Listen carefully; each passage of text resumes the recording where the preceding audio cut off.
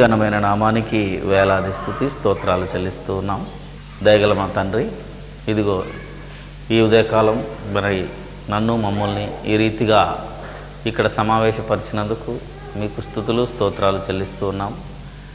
ఎక్కడో పుట్టాము, ఎక్కడో పెరిగాము, ఎక్కడెక్కడో తిరిగాము.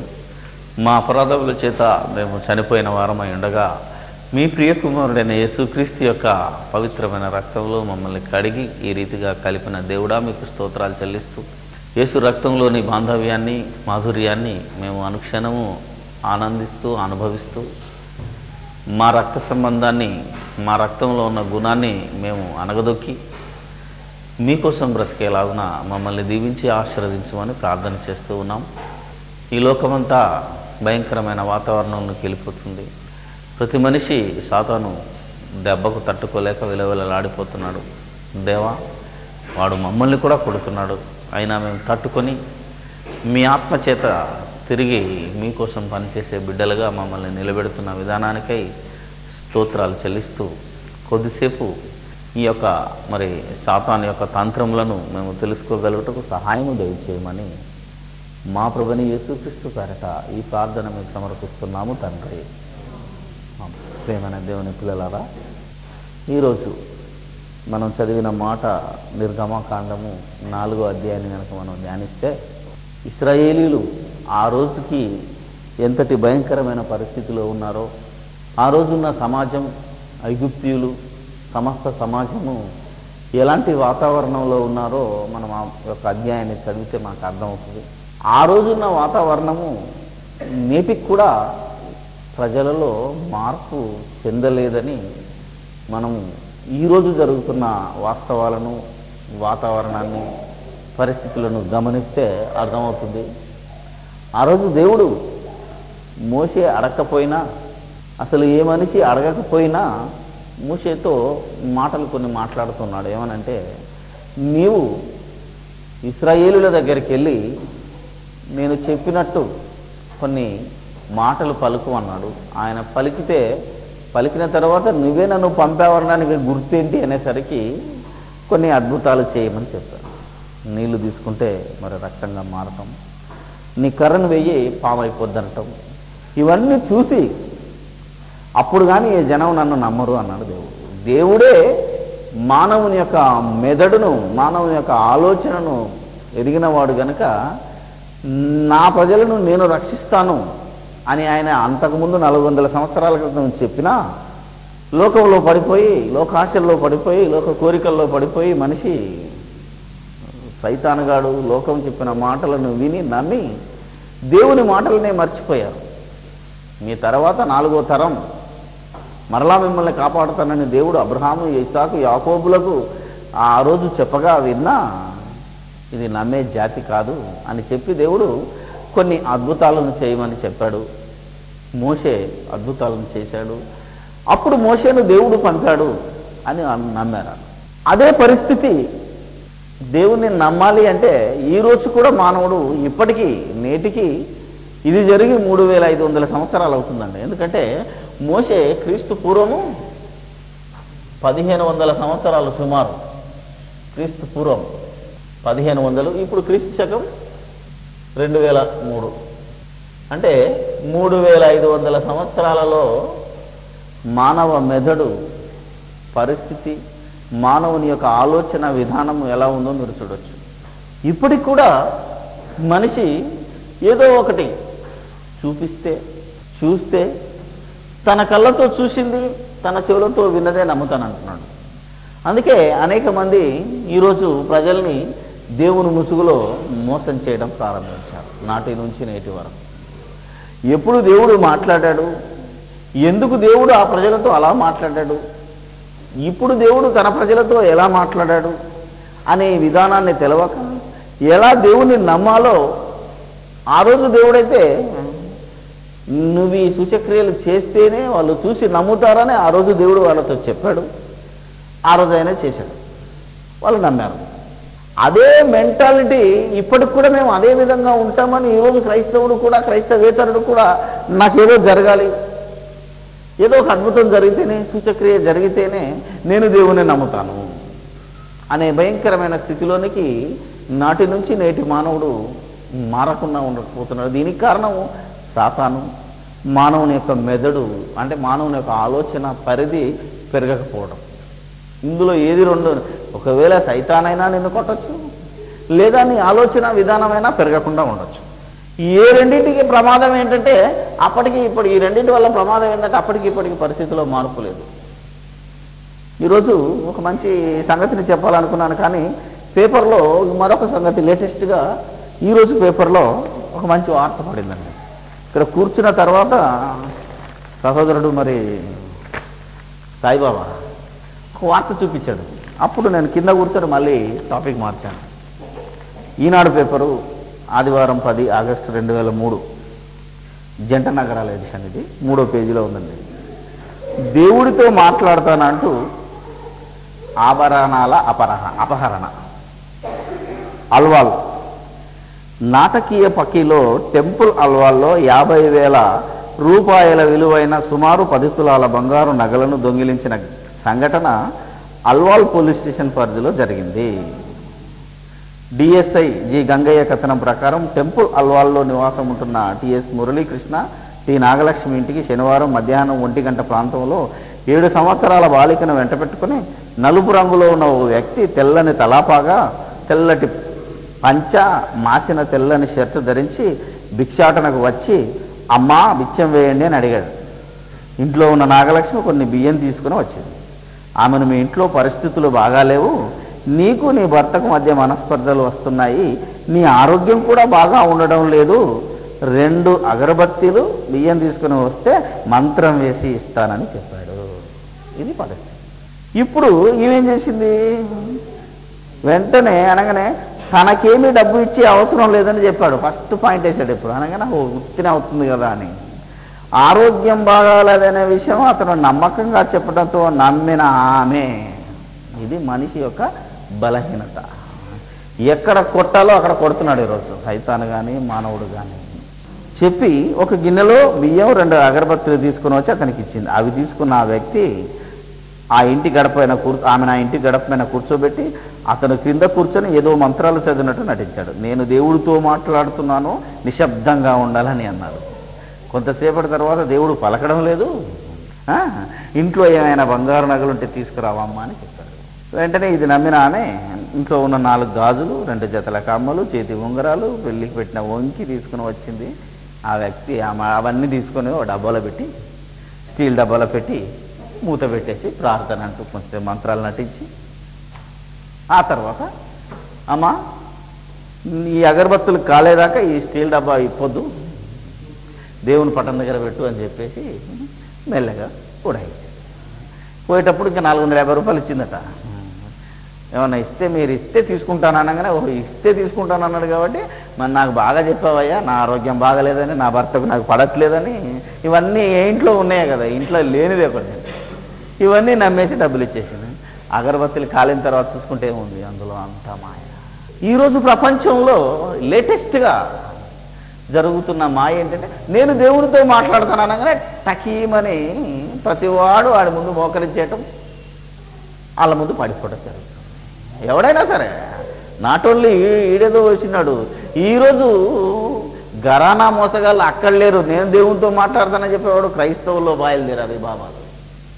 ఈరోజు ప్రపంచ క్రైస్తవ్యము దేవుడితో మాట్లాడుతున్నాను అనగానే దేవుడు రూమ్ అని సపరేట్, మీరెవరు నన్ను డిస్టర్బ్ చేయకూడదు. నేను బెంగళూరులో మా ఫ్రెండు, చెప్పకూడదు కానీ ఫిబ్రవరి సహవాసే, మా బ్రదరు భక్సింగ్ గారు దేవునితో మాట్లాడారు, ఆయన దేవునితో మాట్లాడినట్టు సంఘాన్ని కట్టాడు, అందుకనే మేము ఇలా ఉన్నాం అంటాడు. ఆయన జన్మపాపం మీద 2 గంటల డిస్కషన్ అన్నారు. నా గొంతు పోయింది. ఆయన నమ్మడే, ఎబ్రోను బ్రదర్తో మాట్లాడా. ఇంతకీ ఈ ప్రపంచంలో ఎవరితో ఎప్పుడైనా దేవుడు మాట్లాడా అనేది కనుక మీరు బైబిల్లో తీస్తే అప్పుడు మీకు అర్థమవుతుంది. ఏ రోజైనా ఈ క్రైస్తవ్యం బైబిల్ తెరవక ఇటు క్రైస్తవులు మోసపోతున్నారు, అటు అన్య జనాంగం మోసపోతుంది. ఎందుకంటే అసలు దేవుడు ఎవరితకి, దేవుడు ఎలా ఉంటాడు, దేవుడు ఈ ప్రపంచంలో ఎవరితోటైనా మాట్లాడతాడా?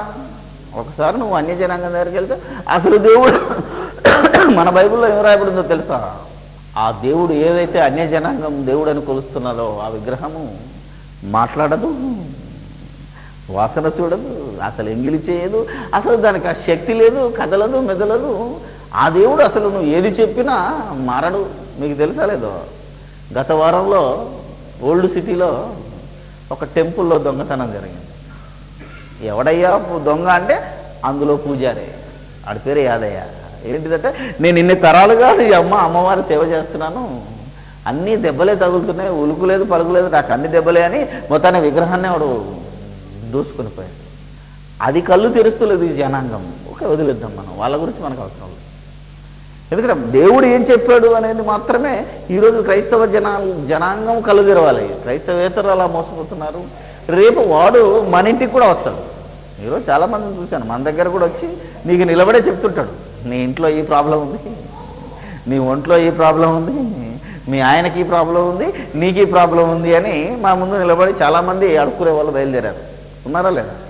ఏమ్మా వస్తుంటారు కదా, వస్తుంటే మనం అంటాం నమ్ముతాం, ఉద్బోధించేస్తాం.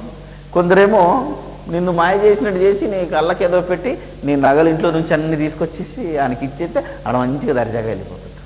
ఇవన్నీ పట్టపగలే జరుగుతున్న మాయలు. ఏంటిది? వీడు నేను దేవునితో మాట్లాడతానని వీడు బయలుదేరాడు. ఈరోజు క్రైస్తవుల్లో అనేక మంది పెద్ద పెద్ద బోధకులు మేము దేవునితో మాట్లాడుతున్నామని క్రైస్తవ సంఘాలను కడుతూ అనేక సంఘాలను నిర్వీర్యం చేస్తున్న ఈ దినాన దేవుడు ఎవరితోనైనా మాట్లాడతాడా? ఇంతకీ మాట్లాడే ఈ దేవుడే ఎవరిదైనా తెలియదు. ఓకే, విగ్రహాల గురించి, వాసన చూడని వాటివి, ఎంగిలి చేయని వాటివి, అసలు వేటి గురించి ఆ జోలికి మనం వెళ్లకుండా ఏ దేవుడైతే నువ్వు నమ్ముతున్నావో, దేవాతి దేవుడు, నిజమైన దేవుడు, స్వచ్ఛమైన దేవుడు, నేను తప్ప నీకు వేరొక దేవుడు ఉండకూడదన్న ఈ దేవుడు, పోనీ ఈ మాట్లాడే దేవుడు ఏ రోజైనా ఏ వ్యక్తితోటైనా వ్యక్తి ద్వారా సరాసరి మాట్లాడా అని మనం ఆలోచిస్తే అప్పుడు బైబిల్లో ఉన్న అద్భుతమైన సంగతి బయటపడు. మన దేవుడు కూడా, అంటే మనం నమ్ముతున్న దేవుడు, మన దేవుడు అంటే ప్రపంచానికి అందరికీ దేవుడు ఒకడే, సర్వేశ్వరుడు, సబ్కా మాలిక్, ఉపర్వాల పరమాత్ముడు. ఈ దేవుడు ఎప్పుడైనా ఎక్కడైనా ఎవరితోనైనా మాట్లాడా అని మనం ఆలోచిస్తే యోహాను సువార్త 5వ అధ్యాయము, యోహాను సువార్త 5వ అధ్యాయము 37వ వచనం. మరియు నన్ను పంపిన తండ్రి నన్ను గురించి సాక్ష్యం ఇస్తున్నాడు, మీరు ఏ కాలమందైనను ఆయన స్వరాన్ని వినలేదు, ఆయన స్వరూపము చూడలేదు. ఇక్కడికి వచ్చేసరికి యేసు స్వామి ఏమంటున్నాడంటే, దేవుని యొక్క స్వరాన్ని, నా తండ్రి, మీ తండ్రి, దేవాతి దేవుడు అయిన ఆయన స్వరాన్ని మీరెవరూ వినలేదు అన్నట్టుగా చెప్తున్నాడు. మరి ఇంతకీ మీరు ఇప్పుడు నిర్గమకాండంలో మోషేతో మాట్లాడుతున్నట్టుగా మనం చూసాం. నువ్వు వెళ్ళు, నేను పంపిస్తున్నాను, నీ అన్ననే నీకు గొంతుగా ఉంటాడు, లేదు నువ్వు అతనికి దేవునిగా ఉంటావు, నా ప్రజలు ఇలా చేస్తేనే నమ్ముతారు అని దేవుడే మాట్లాడినట్టు, మోషే దేవునితో మాట్లాడినట్టు మరి నిర్గమకాండం 4లో కనబడుతుంది. ఆ మాటలు విన్న ఈ జనాంగం నేటికి మన సంఘంలో పాట వచ్చే సెమినార్లో ఉంటుంది. అది నాడు మోషేతో మాట్లాడిన దేవుడా నేడు నాతో కూడా మాట్లాడవా అని టాపులేసేటట్టు పాట. అసలు నాడు మోషేతో మాట్లాడిన దేవుడు నేడు నీతో ఎలా మాట్లాడతాడు, ఆ రోజు ఎలా మాట్లాడాడు, ఈరోజు నీతో ఎలా మాట్లాడతాడు అనే విషయాన్ని యొక్క అందులో ఉన్న భేదాన్ని తెలుసుకోలేక ఈ క్రైస్తవ ప్రపంచం నాశనం అవుతుంది. ఈ క్రైస్తవ్యాన్ని నమ్మి అనేక మంది కూడా నాశనం అవుతుంది. ఎందుకంటే ఎలాంటి దేవుడు పేరు చెప్తేనే ప్రతి మనిషి ఈజీగా మోసపోతాడు.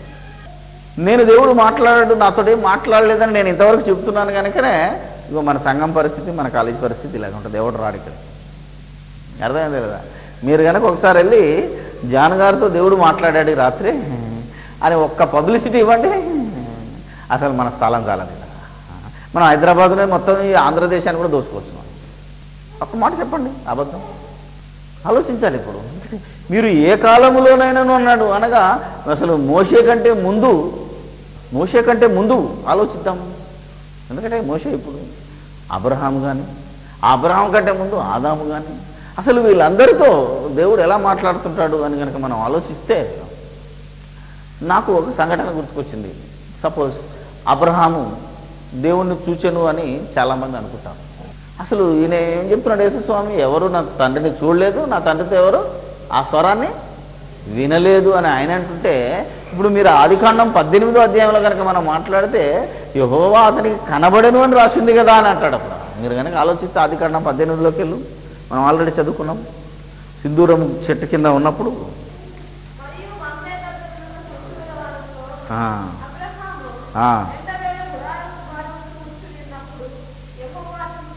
యెహోవా అతనికి కనబడెను, అతడు కన్నులెత్తి చూసినప్పుడు ముగ్గురు మనుషులు అన్నాడు. చూసారా, యెహోవా అతనికి కనబడనేంటి, మళ్ళా కిందికి వెళ్తే ముగ్గురు మనుషులు అంటే ఏంటి? ముగ్గురు మనుషులను అదే అధ్యాయంలో కిందికి వెళితే ఆ ముగ్గురు ఎవరో తెలుసా అంటే ఆ ముగ్గురు దేవ దూతలు అని రాసిన. ఆ అధ్యాయం చివరికి వెళితే ముగ్గురు ఎవరు వచ్చిన వాళ్ళు, ఇంతకీ కనబడ్డది ఎవరు? ముగ్గురు దేవదూతలు. ఒక ఆయన బయటకు వెళ్ళిపోయినాక ఇద్దరు కలిసి ఎక్కడికి వెళ్తారు? సొదొమ గొమొర్రాను నాశనం చేయడానికి వెళ్తారు. వాళ్ళు వెళ్ళినోళ్ళు ఎవరంటే దేవదూతలు. బైబిల్లో ఉన్న ఆ రాయబడిన మాటలో ఉన్న అర్థాన్నే సరిగ్గా మనం అర్థం చేసుకోలేక ఆ రోజు అబ్రహాము దేవుణ్ణి చూశాడని చాలామంది మోసపోతున్నారు. అలాగే మరి మాట్లాడిందని. ఆ తర్వాత 32లోకి వెళితే యాకోబు కనబడతాడు. ఇక్కడ ఆదికాండం 32లో ఒక మంచి చక్కని సంఘటన ఉందండి. అసలు ఆ పేరు పెడతాడు యాకోబు. రాత్రి అంతా పెనుగులాడి నేను దేవునితోనే పోరాటం చేసి గెలిచాననే నమ్మకంతో ఆ ప్రాంతానికి ఏం పేరు పెడతాడంటే పెనుయేలు అని పేరు పెడతాడు. చూడండి 32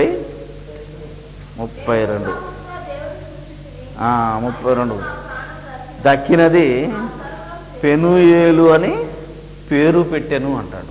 ఇంతకీ ఆ రాత్రంతా ఎవరితో మాట్లాడాడు? నువ్వు దేవునితోనూ మనుషులతోనూ పోరాడి గెలిచిదు కనుక ఇక మీదట నీ పేరు ఇశ్రాయేలే కానీ యాకోబు అనబడదు. అసలు ఇంతకీ యాకోబు ఇశ్రాయేల్ అయిన సంఘటనలో ఎవరితో పోరాడాడు? నువ్వు దేవునితోనూ మనుషులతోనే అన్నాడు. అంటే ఎక్కడ మనుషులతోటి, ఎప్పుడు దేవునితో పోరాడాడు? ఇంతకీ రాత్రంతా పోరాడింది దేవునితోనేనా? ఆ రాత్రంతా యాకోబు పెనుగులాడింది దేవునితోట అని మనం ఆలోచిస్తే అదే ఆదికాండం చూడండి, మళ్ళా బైబిల్ ఎలా రాసిందో అదే ఆదికాండం 48వ అధ్యాయం 15వ వచనం. యాకోబు ఇశ్రాయేల్ అవుతాడు. అప్పటికి ఈ ఇశ్రాయేలు యోసేపును దీవించి, నా పితరులైన అబ్రహాము ఇస్సాకులు ఎవని ఎదుట నడుచుచుండిరో ఆ దేవుడు నేను పుట్టినది మొదలుకొని నేటి వరకును ఎవడు నన్ను పోషించనో ఆ దేవుడు అనగా యాకోబు కానీ ఇశ్రాయేలు కానీ లేకపోతే అబ్రహాం కానీ వీళ్ళు ఇసాక్ కానీ ఎవరిని దేవుడు అనుకున్నారు అని మీరు ఆలోచిస్తే ఇప్పుడు చెప్తున్నాడు ఇశ్రాయేలు చెప్తున్నాడు. వినండి, అనగా సమస్తమైన కీడులలో నుండి నన్ను తప్పించిన దూత. అంటే ఆ రోజు యాకోబు పెనుగులాడింది ఎవరితోటి చెప్పండి? ఇప్పుడు దూతతో పెనుగులాడింది. కానీ ఆ దూతను యాకోబు ఏమనుకున్నాడంటే నేను దేవుడు అనుకున్నాడు ఆయన. ఎందుకంటే ఎప్పుడూ కనబడని ఒక వింత వ్యక్తి కనబడితే నాకు దేవుడు కనిపించాడు అనుకున్నాడు. కానీ అతడు దేవదూత అని యాకోబు కూడా తెలిసింది ఎప్పుడు? 48వ అధ్యాయానికి వచ్చేసరికి. 32లో దేవుడు అనుకున్నాడు సాక్షాత్తు. కానీ ఆదికాండం 48కి వచ్చేసరికి ఆ యాకోబే స్వయంగా చెప్తున్నాడు నన్ను తప్పించిన దూత అన్నాడు. అంటే ఎవరు కాపాడారు? ఇంతకీ అబ్రహాము కనబడ్డది దూతే, ఇస్సాకు కనబడ్డది దూతే, ప్రతిసారి వాళ్ళని నడిపించింది దూతే. ఇప్పుడు నన్ను నడిపించింది, నన్ను తప్పించింది కూడా ఈ దూతే మాకు కావలిగా ఉండుగాక అని యోసేపుతో చెప్తున్నాడు. అంటే దేవుని యొక్క దూత నన్ను నడిపిస్తుంది, దేవుని యొక్క దూతలు మమ్మల్ని నడిపిస్తూ ఉన్నాయి అనే భావము యాకోబు గారు అనగా ఇశ్రాయేలు చెప్పేశాడు ఇక్కడికి. కానీ మొదట్లో ఎలా ఉంది? దేవుడే అన్నట్టుగా ఉంది. నడిపించింది, నువ్వు ఇక్కడి నుంచి వెళ్ళు, నీ పేరు ఇప్పటి నుంచి యాకోబు కాదు ఇశ్రాయేలు అని ఆ యాకోబుతో మాట్లాడింది ఎవరు అని మనం మాట్లాడితే దూత. అంత చక్కగా ఇక్కడే మనకు అర్థమైపోయింది. ఆ తర్వాత ఏమన్నాడో తెలుసా? యాకోబు ఒక మాట పలికాడు, నేను దేవుణ్ణి ముఖాముఖిగా చూశాను అయినా నేను బ్రతికి తిని అన్నాడంటే యాకోబు బ్రతికాడంటే చూసింది దేవుడు కాదు.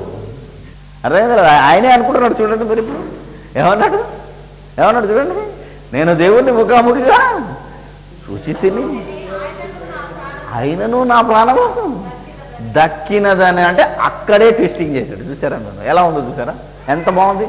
నేను దేవుని చూశాను అన్నాడు. కానీ యాకోబు కూడా తెలిసిందేమని, దేవునితో ముఖాముఖిగా చూసిన వాడెవడు బ్రతకడానికి ఛాన్స్ లేదు. కానీ ఆ సంగతి మనకెవరు చెప్పాలో తెలుసా, మోషే దగ్గరికి వస్తే చెప్తాడు. నిర్గమాకాండం 33కి వెళితే అక్కడ కనపడుతుంది, ఏ నరుడు నన్ను చూసి బ్రతకడు.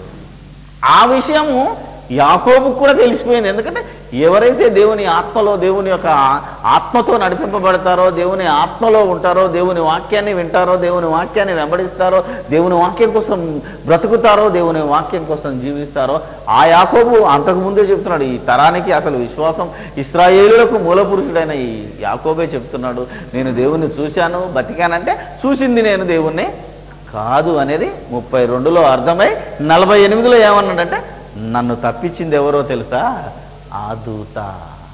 అసలు ఈ యాకోబు పోరాడింది దూతతోనే అని ఇక్కడ కాదు, మీకు హోషేయాలోకి వెళ్తే కనబడుతుంది. ఇది చదవలేని మూర్ఖులు ఈరోజు లేదు యాకోబుతో మాట్లాడాడు, యాకోబు మోషేతో మాట్లాడాడు, యాకోబు కొట్లాడింది దేవునితోటేనని వాడు 32లో నిలబడతాడు తప్ప ఆదికాండం 48కి కానీ, అలాగే హోషేయకి రండి చూద్దాం. హోషేయ లాస్ట్లో ఉంటుంది 12వ అధ్యాయం. రెఫరెన్స్ చెప్పనే అమ్మా, 4వది 12:4. అతడు దూతతో పోరాడి జయమొందెను. అది ఏమన్నాడు తెలుసా, తల్లి గర్భం అన్న యాకోబు 12:3 చదువుతున్నా, 12:3.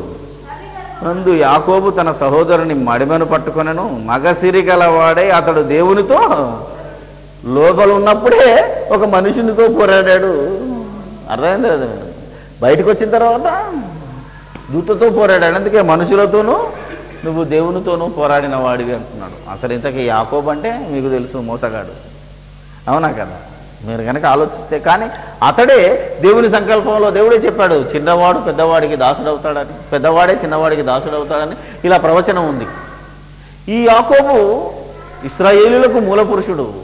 అసలు ఈ సమస్తానికి ఏ దేవుడు ఎవరినైతే ఎంచుకున్నాడో, ఎవరితోటైతే మాట్లాడాడో ఈయన ఇశ్రాయేలీయుడు. ఇంతకుముందు ఇస్సాకు ఇశ్రాయేలుడు కాదు, అబ్రహాము అంతకంటే కాదు, అంతకుముందు ఉన్నదంతా ఇశ్రాయేలుడు కాదు. ఇశ్రాయేల్ అనే పదము ప్రారంభమైందే యాకోబుతోటి. ఆ దేవుడు ఎంచుకున్న ఆ యొక్క మూల పురుషుడైన ఆ ఇశ్రాయేలుతోటే దేవుడు మాట్లాడినప్పుడు అందులో నుంచి, ఆ తరంలో నుంచి ఒక మహానాయకుడు పుట్టుకొచ్చాడు. ఆయన పేరే. ఇప్పుడు ఆయనతో మాట్లాడా, ఎందుకంటే యేసు ప్రభువు మాట్లాడిన మాటలో అక్షర సత్యం ఉంటుంది. ఎందుకంటే ఈ యేసు ఒకవేళ మోషే నేను దేవునితో మాట్లాడానన్నా, అబ్రహాము నేను దేవునితో మాట్లాడానని చెప్పినా, యాకోబు నేను దేవునితో మాట్లాడాను, దేవుని చూశానని చెప్పినా, ఈ సమూయేలు చెప్పినా, సొలొమోను చెప్పినా, దావీదు చెప్పినా, అసలు ఈ ప్రపంచంలో ఎంతమంది ప్రవక్తలు చెప్పినా, ఈ ప్రవక్తల కంటే ప్రవక్త, ఈ ప్రవక్తలను మించిన వాడు, అసలు అందరికంటే గొప్పవాడు, మహోన్నతుడు యేసుస్వామి. అందుకే ఆయన ఎప్పుడు చూసినా నేను సొలొమోను కంటే గొప్పని, నేను యోనా కంటే గొప్పని, నేను అబ్రహాం కంటే గొప్పని, నేను మోషే కంటే కూడా, ఈ మోషే కంటే కూడా గొప్పవాడు ఏం చెప్పాడంటే, ఏ కాలమందైనను అంటే నా పితరుల యుగం కానీ, నాకంటే ముందు కానీ, నా తర్వాత కానీ, కలలో కానీ, ఇళ్ళలో కానీ, నిద్రలో కానీ, నువ్వు ఏ పరిస్థితిలోనైనా, ఏ కాలము అన్నాడు అంతే. అక్కడ గుర్తుపెట్టుకోవాలి, ఏ కాలము. This is most important. ఎందుకంటే చాలామంది అనుకుంటున్నారు, నిద్రపోయినాం బ్రదర్ అప్పుడు నాతోటి మాట్లాడాను నువ్వు అనుకుంటావేమో. నో.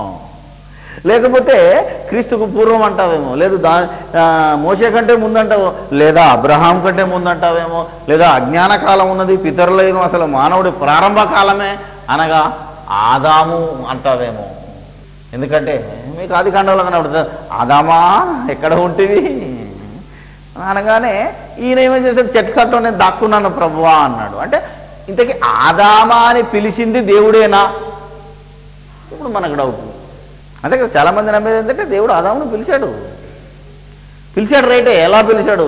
దేవుని స్వరము ఆదాము విన్నాడని నువ్వు అనుకుంటే, ఇగో ఇక్కడ ఈయనేం చెప్తున్నాడు, ఆదాం కంటే గొప్పడు ఏం చెప్తున్నాడు, మీరు ఏ కాలమందైనను నా తండ్రి స్వరాన్ని వినలేరు. అంటే సరాసరిగా దేవునితో ఇంతవరకు మాట్లాడిన వాడెవడు లేడు అని యేసుస్వామి చెప్తున్నాడు ఇక్కడ. సరే, యేసుకు ముందు ఇశ్రాయేలు సమాజాన్ని, అసలు ఈరోజు యేసు ఎలాంటి గొప్ప గొప్ప కార్యక్రమాలు చేశాడో, యేసు దేవుని ఇంటిలో ఎలా నమ్మకంగా ఉన్నాడో, ఆయనకు పూర్వము దేవుని ఇల్లంతటిలో నమ్మకమైన వాడే మోషే. ఎవరి పేరు చెప్పలేదు కానీ మోషే పేరు చెప్పాడు దేవుడు.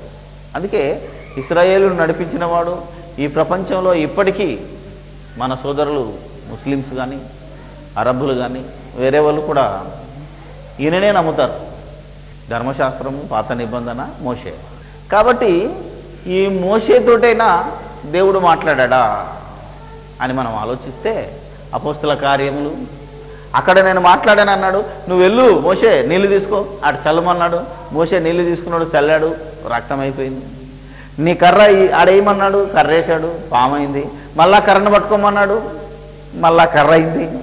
ఈ సంఘటన అంతా మనకు 4వ అధ్యాయం నిర్గమకాండంలో చదువుతూ ఉంటే అబ్బా ఎంతటి అదృష్టవంతుడు మోషే అనిపిస్తుంది మనకు. ఇంతకీ ఆ మోషేతోటి ఆ రోజు మాట్లాడిన వారు దేవుడా? అందుకని 4వ అధ్యాయం చదివాము. అసలు ముందు 3వ అధ్యాయానికి వెళ్దాం. లాస్ట్ వారం 3వ అధ్యాయం చదివారు కదా. అసలు 3వ అధ్యాయం 14వ వచనంలో ఉన్నదొక మాట చూడు.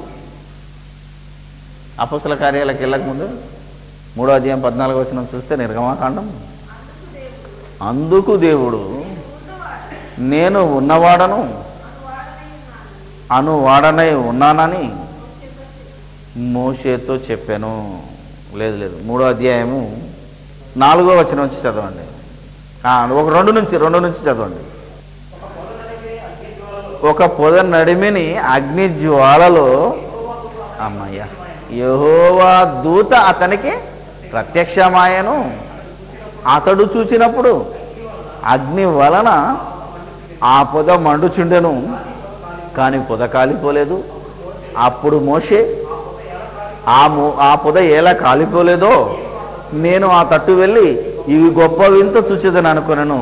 దాన్ని చూచుటకు అతడు ఆ తట్టు వచ్చుట యెహోవా చూచెను. దేవుడు ఆ పొద నడమ నుండి మోషే మోషే అని అతన్ని పిలిచెను. అందుకు అతడు చిత్తము ప్రభువా అనను. అందుకు ఆయన దగ్గరకు రావద్దు, నీ పాదముల నుండి నీ చెప్పులు విడుము, నీవు నిలిచిన స్థలము పరిశుద్ధ ప్రదేశము అనను. మరియు ఆయన నేను నీ తండ్రి దేవుడను, అబ్రహాము దేవుడను, ఇస్సాకు దేవుడను, యాకోబు దేవుడను అని చెప్పగా మన మోషే తన ముఖమును కప్పుకొని దేవుని వైపు చూడ వెరచెను. ఒక అగ్ని మండుతూ ఉంది. కొండ మీద, సినాయి కొండ మీదకి వెళ్ళాడు. పొద మండుతుంది. ఆ పొదలో ఎవరు కనిపించారు? ఇంతకీ ఫస్టే చెప్పాడు. ఏమని చెప్పాడు? ఒక దేవ దూత. యెహోవా అనగా దేవుడు. అసలు యెహోవా అనేది ఇప్పుడు అక్కడ పాత నిబంధనలో ఉంది, కానీ ఇప్పుడైతే దేవుడు అనాలి. అందుకే అందులో నుంచి ఏమన్నాడు? ముందు యెహోవా అని రాశాడండి. అందుకని యెహోవా అనే పేరు మనం మీద ధ్యాసించకుండా ఏం చెప్పాడు దేవుడు? అందుకు దేవుడు అన్నాడా, లేకపోతే అందుకు యెహోవా అన్నాడా? చూసారా? దూత అని చెప్పి వినండి. ఏమంటున్నాడు? నేను నీ తండ్రి దేవుడను. అంతే. నీ తండ్రి దేవుడను, అబ్రహాము దేవుడను, ఇస్సాకు దేవుడను, యాకోబు దేవుడను అన్నాడే తప్ప యాకోబు దేవుడనైనా యెహోవాను, యెహోవా అని పెట్టింది వీళ్ళు, మనోళ్ళు ఆయన పేరు పెట్టుకున్నారు తప్ప ఇశ్రాయేలీలు దేవుడు నా పేరు యెహోవా అని చెప్పలేదు అక్కడ. అది మైండ్లో పెట్టుకొని కేవలం దేవుడు దేవుడు దేవుడు అనే మాట్లాడుతున్నాడు. కాబట్టి పొదలో ఎవరు కనిపించారు అని మనం చూస్తే దేవుని యొక్క దూత. మరి దేవుని దూత ఏం మాట్లాడుతుంది? నేను అబ్రహాము దేవుడను, ఇస్సాకు దేవుడను అని చెప్పొచ్చా? ఈ భాషనే ప్రజలకు అర్థం కాలేదు. ఇప్పటి క్రైస్తవుడు కూడా అర్థం కాని భాష అదే. ఆ రోజే కనుక మోషేతో నేను దేవదూతను మాట్లాడుతున్నాను అని కనుక మోషేతో చెప్పుంటే అసలు మోషే బయటికి వెళ్ళేవాడా? ఇంతే కదా. కానీ స్వరం ఏం వినబడుతుంది? నేను అబ్రహాము దేవుడను, ఇస్సాకు దేవుడను, నీ తండ్రి దేవుడను అని మాట్లాడేసరికి మోషే గజ వణికిపోయాడు. అదే పేరు చెప్పి ఈరోజు కూడా మనుషులు వణికిస్తున్నారు. అదే వచ్చింది ప్రమాదం. నేను దేవుడను, ఇదే యెహోవా వాక్కు అనగానే చర్చ అంతా గజగజ వణికిపోతుంది. అనకపోతే ఆ పదాన్ని తీసేసి ఉంటే మాత్రం అది భయంకరమైన పరిస్థితి అనేది ఈ చర్చి వాళ్ళకు కూడా తెలిసిపోతుంది. అందుకనే సరాసరి కానీ అక్కడ నేను దేవుడను, నీ చెప్పులు విడువు, దగ్గరికి రాకు, ఈ పదాలన్నీ పలుకుతున్నది ఎవరు అని మనం ఆలోచిస్తే కొత్త నిబంధనలో అపోస్తల కార్యాలు 7వ అధ్యాయానికి వచ్చేసరికి తెలిసిపోతుంది. సీనాయి పర్వత అరణ్యమందు ఒక పొదలోని అగ్ని జ్వాలల్లో దేవదూత అతనికి కనపడెను. ఒక దేవదూత అతనికి కనపడెను. అంటే ఇంతకి మోషేకి సీనాయి పర్వతమందు పొదలో కనిపించింది ఎవరండి? దేవదూత అంటున్నది ఇక్కడ. అక్కడ కూడా చెప్పాడు ముందే, ఒక దేవదూత అతనికి ప్రత్యక్ష మాయను అనేది అయితే ఉందో అదే సంగతిని ఇక్కడ కూడా చెప్పాడు. రైట్. ఇప్పుడు మీరు గనక ఆలోచిస్తే ఒక దేవదూత అతనికి అగుపడెను. మోషే ఆ దర్శనము చూచి ఆశ్చర్యపడి అదేంటిది ఇంతకీ దర్శనం అంటున్నాడు. మళ్ళీ అదేంది లేదు, మీరు ఆలోచిస్తే నిజంగా ఆయన కలిగింది. ఎందుకంటే దర్శనం అంటే ఏంటిది? బ్రతికుండగానే అంత అవయవాలు అన్నీ రైడ్గా ఉండగానే ఎదురుగేదో వింత కనబడుతుంది. అంటే జరుగుతున్నదంట వాస్తవం. పండుకున్నాక కనబడేది కళది. పండుకుండే వచ్చేది కళ. కళ్ళతో ఉండి బతికుండి అన్ని రకాలుగా ఉండి చూసేది దర్శనం. దాన్ని దర్శనం అనొచ్చు. రైట్. మోషే చూచి ఆ దర్శనమునకు ఆశ్చర్యపడి దాన్ని నిదానించి చూచుటకు దగ్గరకు రాగా నేను నీ పితరుల దేవుడను అబ్రహాము ఇస్సాకు యాకోబుల దేవుడను అని ఏం వినిపించిందంట? వాక్కు అంటే మాట. ఏమని మాట? నేను నీ పితరుల దేవుడను, అబ్రహాము దేవుడను, ఇస్సాకు దేవుడను అనే వాక్కు వినిపించిందే తప్ప మాట్లాడింది దేవుడు కాదు. దేవుని మాట వినిపించిందంతే. దేవుని మాట వినిపించటం, దేవుడే మాట్లాడటం, ఈ రెండు ఒకటా? ఆలోచించాలి. దేవుని వాక్కు వినటం, దేవుని వాక్కు వినిపించటం. వాక్కే కానీ వినటం, వినిపించటం, సరాసరి వినటం లేదా ఒకరి ద్వారా వినటం తేడా ఉంది ఇక్కడ. అందుకే ఈయన విన్నది వాక్కు ఎవరిది? దేవునిదే. కానీ ఎక్కడి నుంచి? ఒక దూత నోట్లో నుంచి దేవుని మాట విన్నాడు. దేవుని మాట యథాతథం. దేవుని మాట అంటే యాజ్ ఇట్ ఈజ్గా దేవుడు మాట్లాడిన మాట ఒకరి నోటి నుండి వచ్చింది. అంటే దూత ఏమని చెప్తుంది? ఇప్పుడు చెప్పండి, ఏమని చెప్పినట్టు దూత? నేను అబ్రహాము దేవుడను, ఇస్సాకు దేవుడను, యాకోబు దేవుడను అనే మాట సరాసరి దూత పలికింది, దేవుడు కాదు. అంటే స్వరం ఎవరిది? ఇప్పుడు మాట దేవునిదైనా స్వరం ఎవరిది? దేవదూతది. అది ఇక్కడ తెలుసుకోవాల్సింది ఏంటంటే స్వరం ఎవరిది? స్వరం దేవదూతది, మాట ఎవరిది?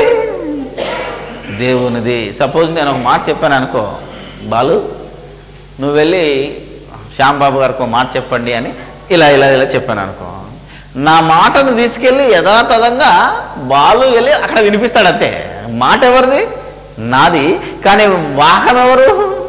వినిపించింది ఎవరు? శామ్యూయల్. అలా మనం ఆలోచించగలిగితే అద్భుతంగా ఉంటుంది. అందుకనే ఈ అపోస్తల కార్యాలు 7వ అధ్యాయంలో 30 నుంచి ఇక మీరు అన్ని 35వ వచనం చదివినా ఒక మంచి మాట ఉంటుంది. అధికారిని గాను తీర్పరిని గాను నిన్ను నియమించిన వాడెవడని వారు నిరాకరించిన ఈ మోషేను అతనికి పొదలో కనబడిన దేవదూత ద్వారా అన్నాడు. 38 సీనాయి పర్వతం మీద తనతో మాట్లాడిన దేవదూతతోను మన పితరులతోను అరణ్యములోని సంగమందు ఉండి మనకిచ్చుటకు జీవవాక్యములను తీసుకొనిన వాడు ఇతడే ఈ మోషే. ఈ మోషేకు 40 దినాలు కొండ మీద కూడా ఇచ్చి పలకలనిచ్చి ధర్మశాస్త్రాన్ని ఇచ్చి సమస్తాన్ని మోషేతో రాయించిన దేవుడు ఎలా రాయించాడు అంటే దేవుడు చెప్పదలుచుకున్న సంగతులన్నీ దేవదూతకు చెబితే దేవదూత సరాసరి మోషేతో మాట్లాడింది. అనగా ఏ ధర్మశాస్త్రం అయితే మోషే తీసుకొచ్చాడో ఆజ్ఞలు గల ఈ ధర్మశాస్త్రం, ఈ ధర్మశాస్త్రం అంతా దేవుడు ఎలా ఈ ప్రపంచానికి తెలియజేశాడు అంటే దేవదూత, మధ్యవర్తి దేవదూత. అంటే దేవుడు సరాసరి ఎవరితోనూ మాట్లాడలేదు. సపోజ్ ఒక కంపెనీ ఎండి ఉన్నాడు అనుకోండి, వాడు తను చెప్పదలుచుకున్న సంగతి అంతా ప్రతి ఎంప్లాయీకి వచ్చి చెప్పాల్సిన అవసరమే లేదు. ఎందుకంటే తన పిఏకు డిక్టేట్ చేస్తే ఆ పిఏ వచ్చి సమస్తం నేను ఈ కంపెనీకి ఎండిని, అవునా కదా, నేను చెప్పినట్టే నడవాలి, నా మాట మీరు వినాలి అని అంతా టైప్ చేసి సంతకం మాత్రమే తీసుకొని ఈ పిఏ వచ్చి బయట ఆ సర్క్యులర్ పెట్టేస్తారు. దాన్ని అసిస్టెంట్లు ఎవరో లేకపోతే మేనేజరో ఇంకో అందరు కలిసి సర్క్యులేట్ చేస్తే ఆ విధంగా ఈ ఎండి ఆ కంపెనీ వ్యక్తులందరితో మాట్లాడినట్టు తను చెప్పదలుచుకుందంతా చెప్పేస్తాడు. ఏం చెప్పాలనుకున్నదో కేవలం ఏమొచ్చి చెప్పింది, ఒక పేపరు. ఈ రోజుల్లో కదా, కొన్నింటిలో ఇంటర్నెట్లో లేకపోతే కొందరితో వీడియో ద్వారా మాట్లాడవచ్చు, లేకపోతే కొన్ని రకరకాల మీడియాను ఉపయోగించుకోవచ్చు. అందుకనే ఆ రోజు నుంచి ఈ రోజు వరకు నా తండ్రి స్వరం ఎవరు వినలేదు అని యేసుస్వామి చెప్పుకొచ్చాడు. యేసుస్వామి తర్వాత పరిశుద్ధాత్మ దేవుడు వచ్చాడు. ఆయన ఏమంటున్నాడు చూద్దామా? హెబ్రీలకు రాసిన పత్రిక 1వ అధ్యాయము 1వ వచనం. పూర్వకాలమందు హెబ్రీలకు రాసిన పత్రిక, యేసు మాట ఎంత అక్షర సత్యమో, బైబిల్లో ఎంత వాస్తవం ఉందో, ఇన్ని సంగతులను బైబిల్లో దేవుడు రాయించినా ఈ క్రైస్తవ జనాంగం ఎందుకు మోసపోతున్నారో, ఈ క్రైస్తవ భక్తులు ఎందుకు జనాల్ని మోసం చేస్తున్నారో దేవుని పేరు చెప్పి అర్థం చేసుకోవాల్సిన సమయం ఆసన్నమైనది. ఇది సాతాను యొక్క తంత్రమని ఏ క్రైస్తవుడు అర్థం చేసుకోలేకపోతున్నాడండి. పూర్వకాలమందు నానా సమయములలోను నానా సమయాలలో నానా విధములుగాను నానా విధాలుగా ప్రవక్తల ద్వారా ఇతరులతో మాట్లాడిన నానా సమయాలలో నానా విధములుగా మన పితరులతో మాట్లాడిన దేవుడు అన్నాడు. అంటే మన పితరులతోటి అనగా అబ్రహాము, ఇస్సాకు, యాకోబులతోటైనా ఆ తర్వాత ఉన్న ఇశ్రాయేలు జనాంగముతోటైనా దేవుడు నానా సమయాల్లో నానా విధాలుగా మాట్లాడాడే తప్ప ఎప్పుడు ఏ మనిషితో డైరెక్ట్గా మాట్లాడలేదు. మరి ఎలా మాట్లాడినాడు అని అంటే ఒకప్పుడు దేవదూతలను ఉపయోగించుకున్నాడు. నానా సమయాల్లో నానా విధాలుగా మరి ఉపయోగించుకొని మన పితరులందరితో మాట్లాడినాడు దేవుడు. మాట్లాడింది దేవుడైనా సరాసరి ఆయన స్వరం, ఆయన మాటలు కరెక్ట్గా ఏ మనిషితో కూడా ఆయన స్వరము మరి వినిపించలేదు. ఏ మనిషి చెవులకు కూడా ఆయన స్వరం ఎలా ఉంటుందో తెలియదు. కానీ ఎలా ఉన్నది ఆయన స్వరము, ఆయన మాటలన్నీ ఎలా వినిపించాడు? కొన్ని విధానాలు ఏర్పాటు చేసుకున్నట్టే మీడియా మధ్యలో మధ్యవర్తిని పెట్టి మన పితరులతో మాట్లాడిన దేవుడు ఈ దినముల అంతమందు కుమారుని ద్వారా మనతో మాట్లాడాను, తన కుమారుని ద్వారా. అంటే చెబుతున్నది ఎవరు? ఇప్పుడు పరిశుద్ధాత్మ బోధన కాలం వచ్చింది కనుక ఏమని చెప్తున్నాడు ఇప్పుడు? ఆయన కుమారుడైన యేసు ద్వారా. అందుకే యేసు వచ్చేమంటే నా గొర్రెలు నా స్వరాన్ని వింటాయి అంట. అంటే యేసు స్వరాన్ని వినొచ్చు, ఎందుకంటే యేసు మనిషిగా వచ్చాడు కనుక. మానవుడిగా మనలాంటి శరీరాన్ని ధరించుకొని మనలాగే శోధన పొంది మనలాగే ఈ భూమి మీద బ్రతికాడు కనుక ఆయన మాటలు ప్రపంచం విన్నది. కాబట్టి ప్రపంచం వినే భాష నీ చెవులకు అర్థం కావాలంటే నీకు ఒక మనిషి మాట్లాడితేనే నీకు వినబడుతుంది. ఎందుకంటే మానవుని యొక్క చెవి వినిపించే ఫ్రీక్వెన్సీ ఉంటుందండి. సైన్స్ ప్రకారంగా 20 హెర్ట్జ్ టు 20 కిలోహెర్ట్జ్ ఏదో ఉంది. ఇది మానవుని యొక్క చెవి వినగలిగే ధ్వని. ఇందులోకి తక్కువైనా నీకు వినబడదు. ఇన్ని కిలోహెర్ట్జ్ అంటారు. ఇప్పుడు ధ్వనిని మనం కిలోహెర్ట్జ్లో కొలుస్తాం అనుకోండి, సైకిల్స్ అంటారు. ఇది దాటితే నీ చెవికి వినబడదు. ఇంతకంటే ఎక్కువ స్వరం వినిపించాను అనుకోండి, నీ యొక్క ఇయర్ డ్రమ్ పగిలిపోతుంది, చెవులోంచి రక్తం కారుతుంది. అందుకే హెవీ సౌండ్స్ చేస్తే మన చెవి యొక్క ఇది పగిలిపోయి రక్తం కారే ప్రమాదం ఉంది. కాబట్టి నీ వినికిడి శక్తి ఇంతే. ఈ వినికిడి శక్తిని మానవుని యొక్క మౌత్ అంటే నోరు సృష్టించగలదు, అంత ప్రకంపనాన్ని. అందుకనే ఒక మనిషి మాట్లాడితే నీకు వినబడుతుంది. అలాగే జంతువులు ఉన్నాయనుకోండి, అవి కూడా మాట్లాడుతున్నాయి, కానీ అవి నీ చెవికి వినిపించే ధ్వనిలో లెవెల్లో లేవు. కాబట్టి కేవలం నీకు ఎలా వినబడుతుంది? అంబా అంటది, అంతే. బౌ అంటది, కుక్క, అది వినబడుతుంది నీకు. ఎందుకంటే ఈ ఫ్రీక్వెన్సీ కలిపితే అలా వచ్చేస్తుంది చెవి. అంతకుమించి మాట్లాడదు. అందుకే మీరు పాత నిబంధనలోకి వెళ్తే, ఇంకా మోషే దగ్గరికి వెళ్తే ఆయన కొండెక్కినప్పుడు మీరు ఎవరు ముట్టుకోవద్దురా, మీరు ఎవరు దగ్గరికి రావద్దు, ఆ కొండ ముట్టుకున్నా మీరు చచ్చిపోతారా అన్నప్పుడు ఇక్కడ మాట్లాడుకుంటారు వాళ్ళు. ఎలా ఉందిరా బాబు, దేవుడు ఎవడు ఉరిమింది అంటాడు. పెద్దలు 70 మంది పెద్దలు కింద ఉండి ఏమంటారంటే ఉరుము వినిపించింది అంటాడు. అంటే ఉరుము లాంటి ధ్వని, అంటే ఆ ఉరుము యొక్క శబ్దము నువ్వు కనుక డైరెక్ట్గా వింటే మనం చెవులు మూసుకో. మన ఇంటి దగ్గర కనుక బాగా ఉరుములు మెరుపులు వచ్చినప్పుడు దడ దడ దడ అంటుంటే దన్నమని మనం చెవులు మూసుకున్నాం. ఎందుకంటే మన కర్ణబేరు పగిలిపోతుంది. కాబట్టి నీ కర్ణబేరు వినే స్థితిలోకి నువ్వు మాటలు వినిపించాలి అంటే ఆ దేవుడు తన కుమారుని ఉపయోగించుకున్నాడు. అందుకే యేసుక్రీస్తు మనిషిగా మన మధ్యలోకి వచ్చి దేవుని యొక్క మాటలను ఉన్నట్టుగా వినిపించి వెళ్ళాడు. అందుకే తన కుమారుని ద్వారా దేవుడు మాట్లాడాడు. ఎందుకంటే నీ చెవి నిర్మాణం అంతే గనక నీ చెవిలో సమస్తము వినాలి గనక నువ్వు ఈ రోజుకు నీకు వినిపించటానికే దేవుడు తన కుమారుని లోకానికి పంపాడు. ఆ రోజు అప్పుడప్పుడు దేవదూతలు మనుషులుగా వచ్చి ఆ స్వరము మన పితరులతో మాట్లాడి వెళ్ళిపోతే మనం వినగలిగే లెవెల్లోకి దేవదూత తన స్వరాన్ని తగ్గించి వినిపించి వెళ్ళిపోయింది. కానీ అది అప్పుడప్పుడు వచ్చిపోయింది, నానా సమయాల్లో నానా విధములుగా. కానీ దేవుడు ఇలా ఒక్కొక్కరితోటి అప్పుడప్పుడు మాట్లాడితే బాగలేదు. నేను చెప్పదలుచుకున్న సంగతులన్నీ చెప్పాలి అంటే ఖచ్చితంగా నా కుమారుడు దిగాలి భూమి మీద కనుక్కున్నాడు. అందుకే ఆయనను మనిషిగా ఈ లోకానికి పంపించి ఆ స్వరముతో దేవుడు ఎన్ని సంగతులైతే మాట్లాడాడో అన్ని సంగతులను మాట్లాడేశాడు. అందుకే తన కుమారుని ద్వారా మనతో మాటలాడే ను అని రాసిందాడ. మాటలాడు ను అనలేదు. ఇంకా హెబ్రీలో రాసిన పత్రిక 1వ అధ్యాయం 1:1 దేవుడు చెప్పదలుచుకున్న సంగతులన్నీ తన కుమారుడైన యేసు ద్వారా చెప్పాను అన్నాడు. అంటే యేసు కాలంలోనే, అనగా యేసు పరిశుద్ధాత్మ దేవుని యొక్క కాలంలో యేసు వచ్చేమన్నాడు, మాట్లాడా నేను చెప్పాడు. యేసు వచ్చేమంటాడు నా తర్వాత పరిశుద్ధాత్మ వస్తాడు, నా వాటిలో నుంచి ఆయన తీసుకుని నేను చెప్పిన సంగతులే మీకు చెబుతాడు అన్నాడు. కాబట్టి పరిశుద్ధాత్మ దేవుడు ఒక మాట చెప్పాడు. ఏమనంటే అపోస్తల కార్యాలు 20వ అధ్యాయంలో ఒక మాట చెప్పేశాడు. అపోస్తల కార్యాలు 20వ అధ్యాయము దేవుని సంకల్పం అంతయు నేనేమి దాచుకోలేదంటున్నాడు. 27 20వ అధ్యాయము 27 అండి. చదవండి. మీకు తెలుపకుండా, అంటే మానవాళితో దేవుడు మాట్లాడవలసిన సంగతులన్నీ ఒక్కటి కూడా దాచుకోకుండా ఈ ప్రపంచానికి చెప్పేశాడు పరిశుద్ధాత్మ దేవుడు. చెప్పినవన్నీ ఏంటి అనుకుంటున్నారు? దేవుని మాటలే. దేవుని మాట అంటే దేవుని వాక్యం, దేవుని వాక్యం అంటే యేసుక్రీస్తు. అనగా అపోస్తుల ద్వారా మాట్లాడినా, ఏ విధంగా మాట్లాడినా యేసుక్రీస్తు అపోస్తుల ద్వారా మాట్లాడిన మాటలన్నీ దేవుని.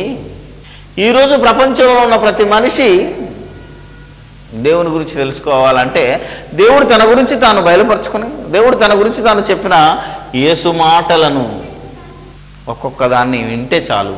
అందుకే యేసు దేవుడు. ఇప్పుడు ఈరోజు ప్రపంచంలో దేవుణ్ణి ఎలా నమ్మాలి? ఆ రోజైతే ఇశ్రాయేలీయులు సూచక్రియలు చూసి దేవుణ్ణి నమ్మారు. యేసుక్రీస్తు భూమి మీదకి వచ్చినప్పుడు కూడా ఆ రోజు సూచక్రియలను ఆయన చేస్తే చూసి నమ్మారు. ఆయన కూడా చేశాడు. నేను దేవుని కుమారుడని ఆ రోజున్న ప్రజలను నమ్మించటానికి. ఆ రోజు మోషే చేశాడు, ఈరోజు యేసు చేశాడు. మరలా ఇప్పుడు యేసు దేవుని కుమారుడని నమ్మించడానికి నువ్వేమన్నా చేయాలా? నువ్వు కూడా సూచక్రియలను చూస్తేనే నమ్ముతావా అని మనం అడిగితే ఏమన్నాడో తెలుసా? రోమపత్రిక పరిశుద్ధాత్మదేవుడు 10వ అధ్యాయం 17వ వచనం చదవాలి. ఇప్పుడు ఎవరికైనా ఇక ఆ రోజు నేను ఇశ్రాయేలుకి చెప్పాను, ఆ తర్వాత యేసు వచ్చినప్పుడు చేసి చూపించాను, నమ్మారు. ఇప్పుడు ఎవడైతే నన్ను నమ్మాలనుకుంటాడో, అనగా దేవుడి మాటలు ఇవి, నాయి కాదు, దేవుడు అంటున్నాడు చూడండి.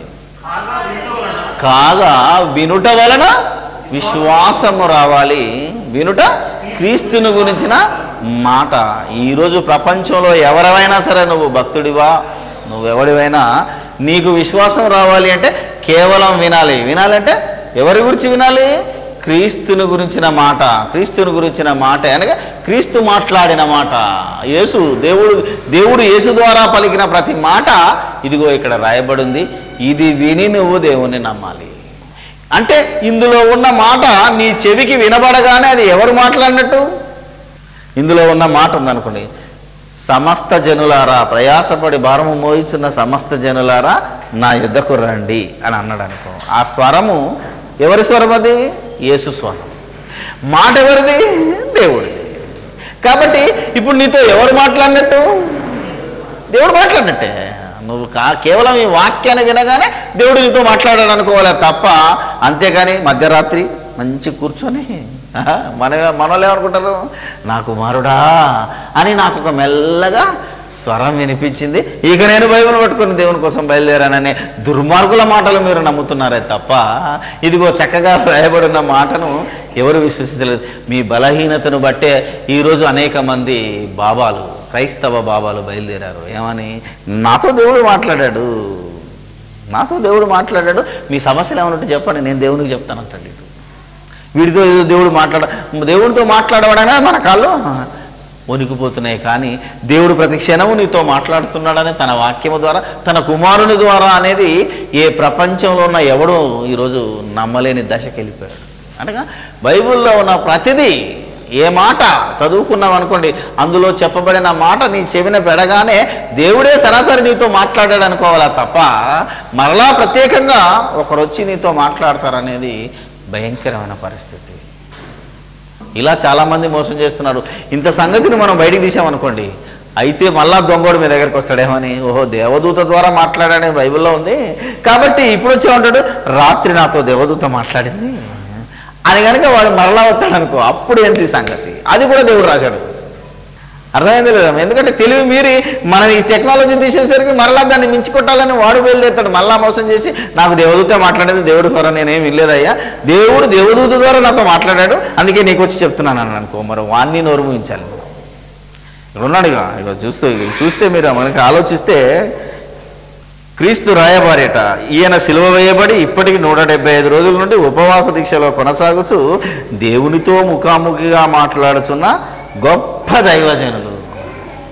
గర్భఫలముల కొరకు, కోర్టు సమస్యల చేతను, జీవిత సమస్యల చేతను, అప్పుల బాధ చేతను, అమ్మో ఉద్యోగం లేక బాధపడుచున్న వారి కొరకును, ఆత్మీయ ఎదుగుదల కొరకును, వ్యాపార అభివృద్ధి కొరకు ప్రత్యేకముగా, అమ్మయ్యా చూసారా, అప్పుల బాధ అట ఎవరు చేయమన్నాడు? అప్పులు దేవుడు చేయమన్నాడా?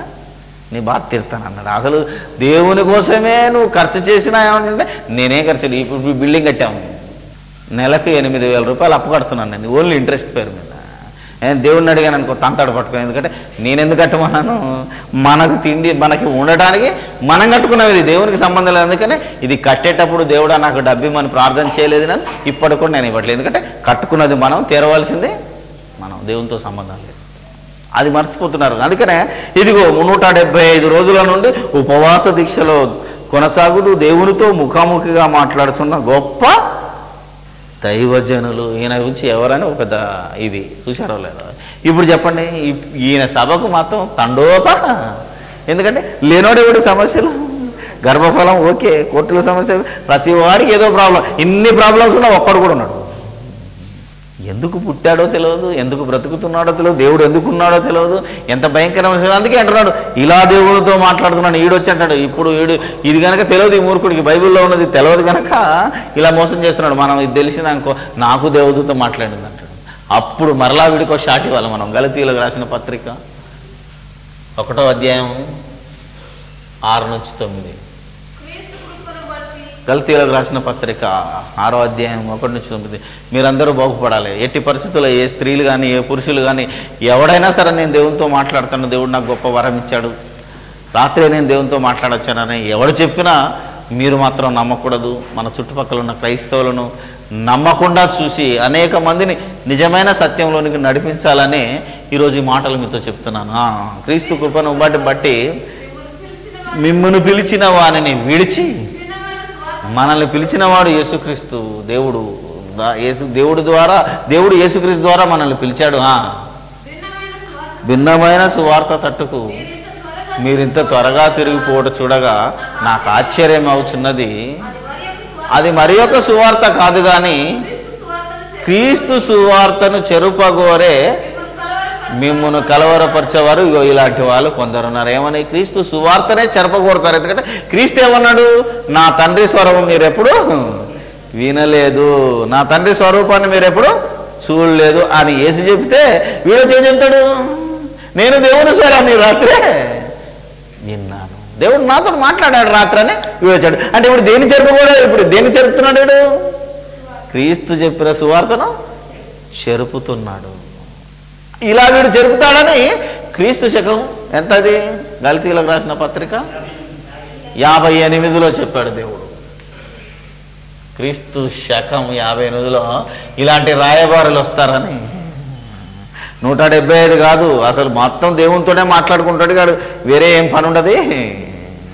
నేను అలాంటి గొప్ప దైవజన్ అనేవాళ్ళు ఇంకా ముందు ముందు వస్తారు అని ఎప్పుడు చెప్పాడు దేవుడు?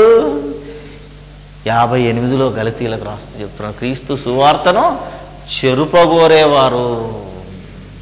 ఎలా ఉంటుంది? నా కుమారుడా రా అని దేవుడు చెప్తాడు. ఇందులో ఈ మాటలన్నీ దేవుడు ఉంటాయి. ఈ సువార్తను చెరుపగోరే మరొక దేవుని వాక్యాలు వింటారు మీరు. ఇప్పుడు ఇక్కడున్న జనాలందరూ అక్కడికి వెళ్తారు. ఐడిపిఎల్ కాలనీలో ఒక దురాత్మ ఉన్నది. ఏమని? నా కుమార్తె నీ భర్త సినిమా థియేటర్లో కనబడ్డాడమ్మా అనగా ఇదే యెహోవా వాక్కు అయిపోయింది. అర్థమైందా లేదు? పలానా సువార్త, మీ భర్త పలానా సినిమా థియేటర్లో కనబడ్డాడంటే ఇది యెహోవా వాక్కట. మళ్ళీ అసలు యెహోవా వాక్కులు ఎక్కడన్నా సినిమా షికారు ఉందా? మీరు ఆలోచన, దేవుడు సినిమా అనే పదాన్ని మాట్లాడతాడా? మీరు ఆలోచించండి. ఇప్పుడు మరలా దానికి యాడింగ్ ఏంటిదంటే ఇదే యెహోవా వాక్కట. మళ్ళీ అబ్బాయి ఎంత బాగా చెప్తుంది మే, అందరం పొలోమని వెళ్ళిపోతున్నారు ఆ దైవజనురాల దగ్గరికి. ఎందుకంటే ఆమె కూడా దేవునితో మాట్లాడే పరిస్థితి వచ్చింది. ఎందుకంటే నువ్వు 4 రోజులు ఉపవాసం ఉంటే నీతో కూడా మాట్లాడుతుంటుంది ఆమె. కావచ్చు కదని నువ్వు మొదలు పెడతావు. నువ్వు ఉపవాసం ఉండు, నువ్వు అరిచి గీపెట్టు, నువ్వు సచ్చినా సరే నీతో దేవుడు మాట్లాడు. ఇప్పుడు అది ఎవరికి అర్థం కాని భాష, బైబిల్లో ఉన్నది. అది ఆలోచిస్తలేరు. అందుకనే మీరు చూడండి, ఇంకా 6 తర్వాత 9వ వచనంలో ఏమంటాడు? మేము మీకు ప్రకటించిన సువార్త ఈ మాటలు గాక, మేము మాట్లాడిన యేసు మాటలు, ఇది క్రీస్తు బోధ, క్రీస్తు ద్వారానే దేవుడు మాట్లాడాడు కనుక ఇక మాట్లాడాడు కనుక మరి ఒక సువార్తను మేమైనను పరలోకము నుండి వచ్చిన ఒక దూత అయినను మీకు ప్రకటించిన ఎడల అతడు శాపగ్రస్తుడు అవునుగాక. ఏదైనా చెప్పదలుచుకుంటే ఈ మాటలే చెప్పాలి తప్ప ఇందులో లేని మాటలు చెప్పకూడదు. ఇందులో లేని మాటలు ఎవడు ప్రకటించకూడదు. ఎవడు ప్రకటించినా ఎవడు చెప్పినా వాడు శాపగ్రస్తుడవుతాడు. కాబట్టి ప్రేమైన దేవుని జనాంగమా, ఈరోజు ఆ రోజు నుంచి ఈ రోజు వరకు దేవుని పేరు చెప్పి ఎంతోమంది దోచుకుంటున్నారు. ఈ దోపిడీ వ్యవస్థ ఆగి దేవుడు నిజంగా దేవుడుగా మహిమపరచబడాలి అంటే దేవుని వాక్యము ఉన్నది ఉన్నట్టుగా దేవుని యొక్క ప్రతి మాట, మనము బైబిల్లో వచ్చిన ప్రతి మాట ఏ భక్తుడి నుంచైనా రావచ్చు, ఇప్పుడు నా నోటి నుంచే రావచ్చు, ఎవరు చెప్పినా అది దేవుడు మీతో మాట్లాడుతున్నాడు అని ఆలోచించి నేర్చుకోండి. అయితే ఎక్కడివి దేవుడు మనతో మాట్లాడినవన్నీ కొత్త నిబంధనకి మళ్ళా మర్చిపోతున్నారు. పాత నిబంధన తీసుకొచ్చి ఒక మాట వినిపించింది అనుకో, ఆ మాట ఇశ్రాయేలీలతో మాట్లాడిన మాట, అది నీతో మాట్లాడింది కాదు. మళ్ళీ సపోజ్ నువ్వు వెంటనే నీ కుమారుని సున్నతి చేయి అని ఒక మాట ఉంది బైబిల్లో, ఉందా లేదా? 8వ దినాన నీ కుమారునికి సున్నతి చెయ్యి అన్నాడు అనుకో, ఆ మాట బైబిల్ చదివాడు ఒక భక్తుడు వినిపించాడు అనుకో, వెంటనే నీ కుమారుని తీసుకెళ్ళి సున్నతి చేస్తావా? ఎందుకంటే ఇది దేవుడు ఇశ్రాయేలుతో చెప్పాడు కనుక పాత నిబంధనలో ఉన్న ప్రతి మాట ఇశ్రాయేలులతో మాట్లాడిందే తప్ప నీతో మాట్లాడింది కాదు. మరి ఎప్పటి నుంచి నీతో మాట్లాడాడు దేవుడు? తన కుమారుని ద్వారా, అంటే యేసు ద్వారా ఏవైతే మాట్లాడాడో అవి ఈ కాలంలో మనతో మాట్లాడిన మాటలు. నిబంధన తేడా ఉంది. నువ్వు ధూపమై బలి అర్పించు అన్నాడు ఒక దగ్గర, అది వాళ్ళతో మాట్లాడాడు. ఇప్పుడు నీతో ఏమంటాడు? బలులు అర్పణలు నాకొద్దు, నువ్వు ఇప్పుడు బాప్తిసం తీసుకో అంటాడు. అది నీతో మాట్లాడిన మాట. కాబట్టి సువార్తల్లోనూ పత్రికల్లోనూ వినబడుతున్న ప్రతి మాట దేవుడు నీతో మాట్లాడిన మాట. అది మన పితరులతోటి నానా విధాలుగా నానా సందర్భాల్లో వాళ్ళతో మాట్లాడు. కాబట్టి ఏ కాలంలో ఎవరితో మాట్లాడారు, ఎవరి ద్వారా మాట్లాడారు అనే తేడా తెలుసుకోలేకనే ఈరోజు ప్రపంచం అన్యాయం అయిపోతుంది. ప్రపంచ క్రైస్తవ్యం కూడా అన్యాయం అయిపోతుంది. దేవుణ్ణి తెలవని వాడంటే ఓకే, దేవుణ్ణి తెలిసాడు అనుకున్న వాడితోటే మహాభయంకరం. అందుకే జాగ్రత్తగా వినండి. ఇలాంటి మోసగాళ్ళు ఈరోజు సమాజాన్ని దోసుకుంటున్నారు. కాబట్టి ఎవడు దేవునితో నేను మాట్లాడానని అంటాడో, ఎవడు దేవునితో మాట్లాడుతున్నాను, దేవునితో మాట్లాడొస్తానని ఎవడు చెప్పినా ఆడు దొంగ అని మీరు అర్థం చేసుకోండి. లేదా ఒక జోగి చెప్పి ముగిస్తాను. ఆ మధ్యలో ఒక భక్తుని దగ్గరికి వెళ్ళాడట. దేవుడు నాతో మాట్లాడాడు, నాకు సువార్తకి వెళ్ళాలంటే చాలా కష్టంగా ఉంది బ్రదర్, మీరు స్కూటర్ కొనిస్తానని చెప్పారు దేవుడు, కాబట్టి సేవకు ఆటంకంగా ఉంది, మీరు స్కూటర్ కొనిపెట్టండి అన్నాడు.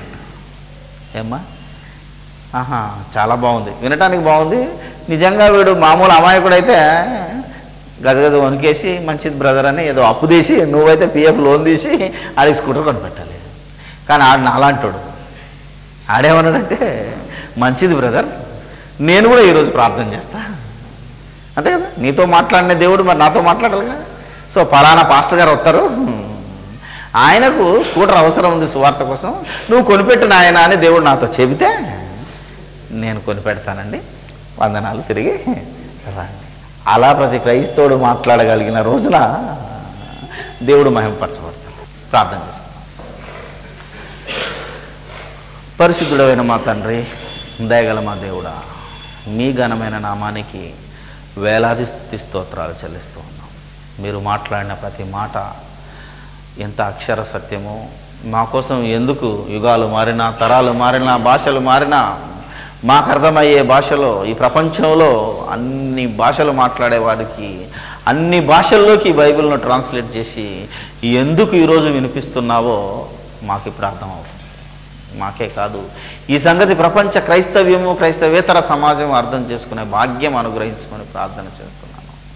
నీ పేరు మీద ఎవడు మోసం చేయకుండా నువ్వెంత పక్కడబంది ప్రణాళికతో మా దగ్గరికి వచ్చావో మాకు అర్థమవుతుంది. మా భాషలో, మా చేతుల్లో నీ ప్రతి మాట నుంచి నీవు నీ కుమారుని ద్వారా ప్రతి క్షణము మాతో మాట్లాడుతున్న విధానానికై స్తుతులు స్తోత్రాలు చెల్లిస్తున్నాము. నీ స్వరాన్ని మేము వినలేకపోతున్నాము. అనేక మంది తప్పుడు నమ్మకంలో వెళ్ళి మీ స్వరం కోసం మరలా ప్రత్యేకంగా కనిపెట్టి నాశనమైపోతున్నారు.